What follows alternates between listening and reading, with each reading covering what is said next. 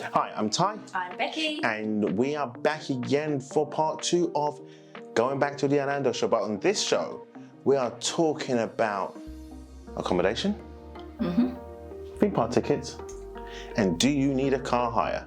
So you ready? You got your popcorn, nachos, drinks, coffee, tea? Let's do this. So kicking off, accommodation is a big thing now. Again, as you know, we've been multiple times and we've kind of ranked our 3, 2, 1 and we're going to give you our pros and cons. So let's get into it, and the number 3 on this list comes in as the villa. Now, cons. What's so bad about it? I'm going to do the cons and Rebecca's going to do the pros. Yeah, she's more positive about this one. Now, with the villa, this is my point with the villa. What's the cons about it? Could be sometimes the distance of where that villa is located. Yeah, because when we went, we stayed in Haines City, which is it's past Kissimmee. Well, past Kissimmee. Right, so Becca doesn't really know about locations too much. I never tried. And she just knows the location where we live just now, so that's why her geography is really bad. But with Haines City, it's past Celebrations. If you know Florida, Orlando well, it's past Celebrations, and it takes about another 20-25 minutes to get to Disney, 45 minutes from Haines City to Universal. So it's a great place, but put that aside for Haines City. It's just trying to find the right villa at the right location that's going to suit you guys. So as long as you've got a car, it's going to work. The other thing about the con of staying in a villa is going to be the pool heating. Now, with the pool heating, you're going to have to pay the charge to heat the pool. And to me, an extra $400 a week is a lot of money. It could be, if you're going for 14 nights, as you know, $800. 10 nights doesn't make a difference because it's gone past the 7. $800 to heat the pool. I'd rather have that as spending money. 100%. So that's my con of having a villa. Now, what's your pros? Pros of having a villa. So the biggest pro I find is if you're going out as a group. So if you're going out with other family members or friends, there are a lot of places when you go and book your holiday for the villas, they charge you for the villa rather than per person. Yeah. So we went as a group once and booked a villa, and it was good because we could literally, it was the price of the villa and then you divided that by the people going in. So it did save us a cost by dividing it to the other party. So that is a big plus. Another plus I find is it's literally a home from home. So you've got all your amenities to hand. You've got your washing machine, your tumble dryer, you've got a full working kitchen. So if you are on a bit of a budget, then you can go to your local supermarket, get all your food in. So maybe eat at your home when you're away, and then just go out for the evenings to enjoy the fireworks, etc. So that I find is a big plus for having a villa. So if there's a big group of you, I think a villa's really good. Now, for number 2 that we've chosen, well, I've chosen, Rebecca could be different on this. No, I agree with our... Yeah, you agree? Okay, cool. One something once. Okay, so number 2, I would say, is the hotel. Yeah. Now, I would do, again, the cons for this one, for the hotel. Now, my con for the hotel is, it's quite hard actually, because not trying to cut at straws, but my thing was, if you're a family going, let's say 2+2, I've seen many vlogs where families will congregate together in a hotel. And I think when you're in a hotel, especially with a family, I think it's just too many people in a little space.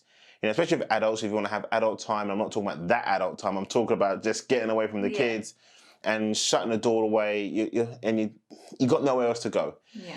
One bathroom, one toilet. If someone does a number 2, like Rebecca does, like quite a lot, I mean, you know, that smell is kind of overbearing. Ain't that right, guys? I mean, if you're watching this, you know, it's like when the missus goes and she's been holding it in all day and she lets it go. Okay, that's just my life. Anyway, my point is this, is that you don't have those other facilities, so such as if you wanted to wash your clothes, you do get a mini kitchen in the sense of it's only going to be like a fridge under a desk. That's it, and you're lucky to get the washing area, and the only washing area to wash your bowls up, if you've got bowls in there, is going to be in the bathroom that's supplied. So that to me is a massive con, and I like our personal space. You like your space as well, and so you're going to have one TV in there as well. So imagine that if there's a group or a family in there, it's like one TV. So you're going to say to your kids, just get on the phone or use a phone or use a tablet or something. You don't have that space and you don't have the personal bathroom. That's my thing. So that's my cons for it. And that is a big con for us as a family. Yeah. But the positives, why it's number 2 and not number 3. For us, location with the hotels, you get some fantastic locations, especially if you're staying on site and the rooms are themed, etc., to fit in with the area that you're staying in. It's great if you're a couple. So if you've not got kids or going out, if it is just you and your partner going out, it is great. I mean, we've done it and we stayed at a lovely, lovely hotel. Really good. SeaWorld. That was the Renaissance Hotel. The Renaissance. Fantastic. It was lovely. Crossroad from SeaWorld. Beautiful. Yeah. So for us, just having the big ginormous bed in a room with a bathroom was perfect for us because we ate out every morning for breakfast, every night for dinner. Yeah, we did. We didn't have children to worry about. We was just going out exploring just stuff. I say the good old days for the holiday, but not the good old days we love our children. Well, I do. Don't know about Rebecca. It was a completely different holiday. So if it is just a couple, I think hotels are great. You also get the room service, so you can leave the room for the day, enjoy your day, come back, and you're coming back to a brand new made bed, all fresh and lovely new for you again. But you say the freshly new bed. Here's a con. If you're staying at a Disney resort, I bet you didn't know this. You would have to pay for room service. You have to pay for room service. In the sense of, we're not talking about room service bringing the food to you, we're talking about room service, your bed, changing your bed sheets, towels. That's a big thing. So when you're thinking about booking a Disney hotel, think twice maybe about the extra cost just to get fresh sheets, fresh towels.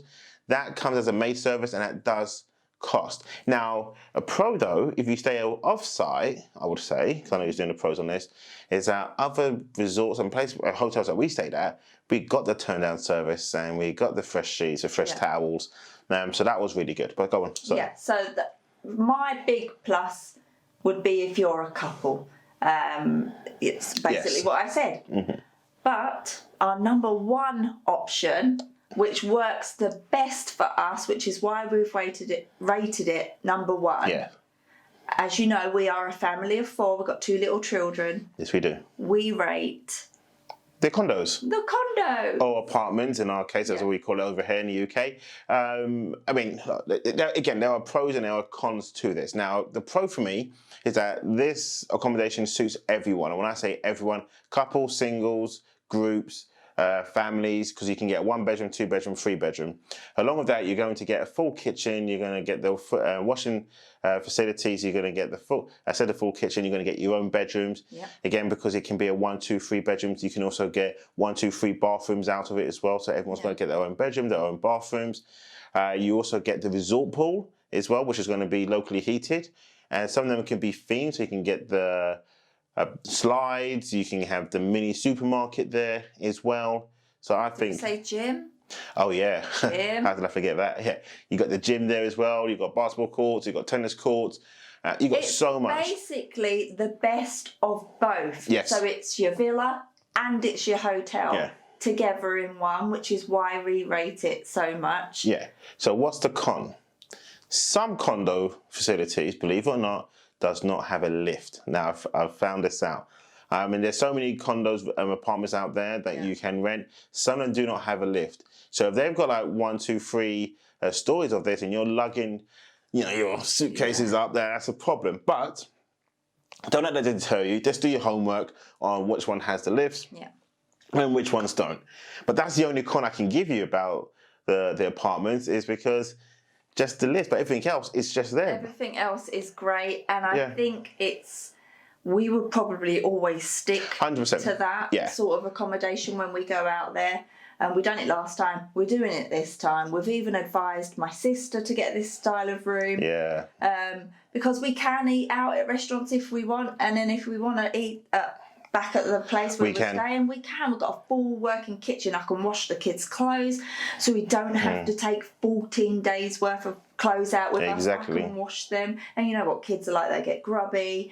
So it's just, I think as parents, or even if I wasn't a parent, couples, this is the best 100%. Accommodation for going out to Orlando. And you save more money actually staying in an apartment than you do in a hotel or in a villa as well. Yes. I find you do. Okay, so now we've covered that. What's the next one is going to be is theme park tickets. Now, this is a bit of a grey area because I was talking to Rebecca about this today. If it's your first time going, I would say just do a Disney and a Universal theme park ticket package because you may not do just yet a SeaWorld, Busch Gardens, and an Aquatica. The main reason you must be going to Orlando is going to be for Disney. That is the main. That is. We've been so many times now. We've done a Disney Universal Park ticket. We've done a Universal Busch Gardens SeaWorld Park ticket and left Disney off. Then we've done the full shebang. So we've kind of done every mixture. What worked for us doing the full shebang was we just got to see everything. So that was a good experience. When we only done the Universal and the SeaWorld and the Aquatica Park ticket, we went to Magic Kingdom for one day, and then for per adult, at that time, was $90 per adult for the one ticket for the one day. And that was how many years ago? That was quite a few years ago, right? About 8 years ago. And it was fast forward, you're now looking at about $120 to $130 per adult. Then about $115 for a child, and that's expensive. So to me, I think you should just do the dual park tickets, which is going to be the Disney and Universal. If you're going to go again afterwards and do the full shebang for a one-off experience, do I rate Busch Gardens that highly? Not really. I think it's great. I think Busch Gardens is really good if you've got maybe older teenage children. Yeah. But for little ones like us, we're going. I mean, we have booked it this time because we're going out with my sister, so we have booked the full shebang tickets to experience everything. Yeah. But I think we're just maybe going to Busch Gardens once. It's on our calendar to go once. Just to go once. But we've done it because we've got SeaWorld and you've got Aquatica. Plus with the SeaWorld, again, with the kids, it's got some great theme in there for it. But again, you may not do SeaWorld quite a bit because if your focus is only going to be Disney and Universal, SeaWorld is on iDrive, or in and around iDrive, should I say. So that is going to bring us on to the next section, which I'm going to get onto very quickly. But just to let you know, the two major players in the UK are Attraction Tickets and Florida Tickets. We booked ours through Florida Tickets, and to give you some sort of guideline for the full shebang tickets, as I like to call them that, the full combo tickets. So if you went on any of these sites you looked at for the full shebang, it's not going to be there. So it's called the full combo, the 9 park tickets. It's cost us £3,100 at the time of booking when we've done it. So it's a lot of money, don't get me wrong, it is a lot of money. And that's another holiday. I know it is another holiday. So those are the things to bear in mind. But now they do a COVID cover. So I was lucky enough the last time to pay the £10, so we got covered on that. Yeah. Now this time they're doing it for free on both sites, but attraction tickets are the cheapest at the moment. So they're going to give you the best bang for your money. So look at attraction tickets over Florida Tickets as it stands. They're both doing the COVID cover. So don't worry about that at this moment in time if you're looking at booking. Now, third and final thing, car hire. Do you really need a car hire when you're traveling to Orlando? What's your thoughts? Yes. What about if you're... She says yeah because she doesn't even drive. I don't want to drive her. No, she drives. I hear I drive. I don't drive out there. No, it freaks me out. But I couldn't imagine going to Orlando and not driving. It's just because there's so much to see. Yeah. And Florida is huge. I mean, Orlando is huge. Orlando's huge, but Florida's big, massive. Even just Disney alone is massive. Yeah. It's like it's got its own roads, it's huge. And that's what I call it, Disney World. None of the parks are right next door to each other. Yeah, they're not. They're miles apart. And then if you want to leave the park, I think you've got more freedom when you have a car rather than to think what time's the bus or like you've got to plan more if you was getting But hold on, because that could put a lot of people off if you don't drive. Now, well, if you don't drive, you've got no choice. But if you do drive, I'd get the car. But I've also seen people who's travelled out there with no car hire. So what they tend to do then, comes down to the booking part again of where you're going to stay. So if you're thinking of, again, back to theme park tickets, if you're thinking you're going to just do Disney, then okay, stay on the Disney site because they do the free shuttles shuttle to buses the and park. So there are ways to get around Orlando. There's a lot of free shuttle buses actually. There are. Even, Each local hotels. Yeah, so apart from the villas, forget that one. So if you're going to stay in a hotel, you're going to stay in an apartment or condo, check out which one's going to give you the free shuttles. Yeah. I would advise to stay off-site if you're going to do a Disney Universal, because most of the hotels or condos will offer a free shuttle to either Disney or Universal or SeaWorld, and sometimes Tampa for Busch Gardens. So don't worry if you don't have a car hire. We love doing a car hire. It makes sense for us. Even when we was just going out as a couple, it made sense because we had the freedom to do shopping, food shopping, clothes shopping, sightseeing.